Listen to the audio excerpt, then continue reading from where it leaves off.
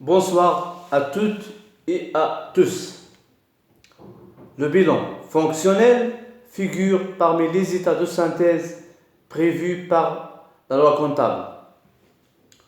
Il y a aussi le CPC, l'état de solde et gestion, l'état d'information complémentaire et le tableau de financement. Un bilan fonctionnel, fiable et fidèle à l'image financière de l'entreprise nécessite obligatoirement une tenue de comptabilité conformément à la loi comptable et aux dispositions de l'article 145 du Code général des impôts. En effet, il est indispensable de procéder à l'enregistrement des pièces légales comptables dans une application informatique en vue d'établir les documents comptables, à savoir le journal auxiliaire, le grand livre des comptes et la balance générale après régularisation comptable et fiscale, qui donne suite à la clôture de l'exercice pour enfin arriver à établir les tableaux annexes du bilan, dans la mesure où le bilan, là tout sensu, représente le résultat de la déclaration fiscale. Car tout le monde croit que le bilan se limite dans les deux parties, actifs et passifs. Or, c'est plus que ça. Pour comprendre un bilan fonctionnel, il faudrait décortiquer tous les tableaux annexes du bilan, notamment le CPC, passif actif, le SG, et j'en passe. Dans cette vidéo, on va se limiter de décortiquer les éléments de l'actif. Parce que normalement, il y a l'actif et le passif qui regroupent tous les éléments ou bien tous les comptes de situation qui constituent les classes de 1 à 5. Pour l'actif immobilisé, ou bien les éléments de l'actif immobilisé, ils sont classés par un ordre croissant de liquidité. Ce sont les éléments permanents de l'entreprise et qui dépassent une année.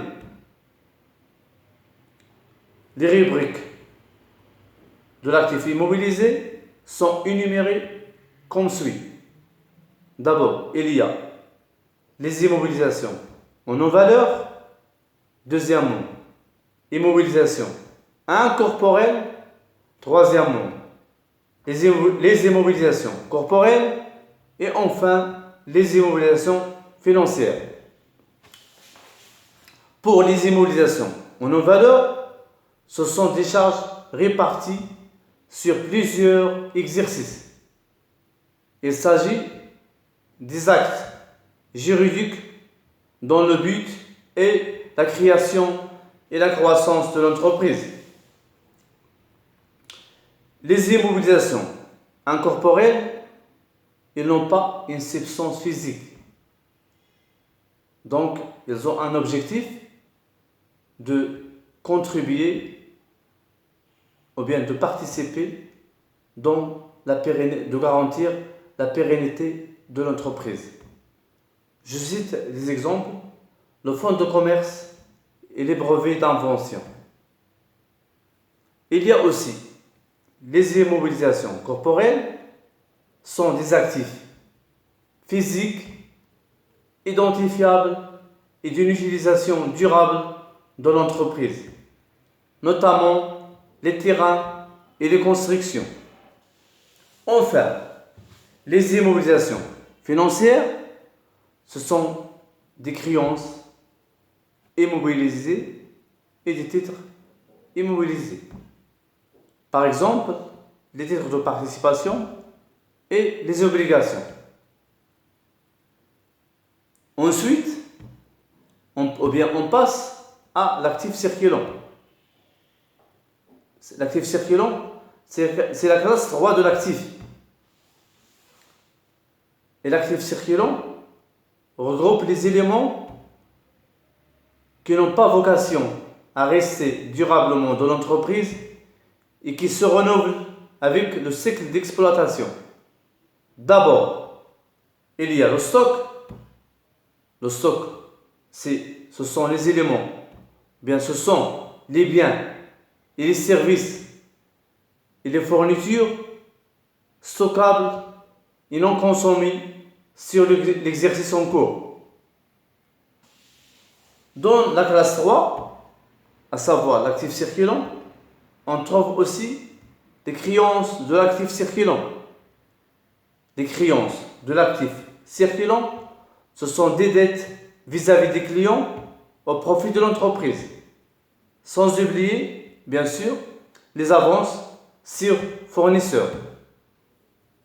Pour en finir avec l'actif, il y a en dernier lieu la rubrique 51, à savoir la trésorerie active. La trésorerie active regroupe les disponibilités liquides ou les provisions sur les établissements bancaires ou les établissements de crédit ou les chèques postaux ou les disponibilités liquides ou monétaires sur la caisse de l'entreprise avec un solde positif. Voilà tout ce qui concerne les éléments de l'actif brut. Qu'en est-il de l'actif net? Pour arriver à l'actif net, il va falloir procéder à la soustraction des provisions et des amortissements. Néanmoins, les immobilisations financières et certaines immobilisations incorporelles et les éléments de l'actif circulant et trésorerie active font l'objet de provisions. Donc, le reste des immobilisations sont amortissables. Voilà, on fini avec les éléments d'actifs. Dans la deuxième vidéo, on va traiter le passif. Merci pour votre attention.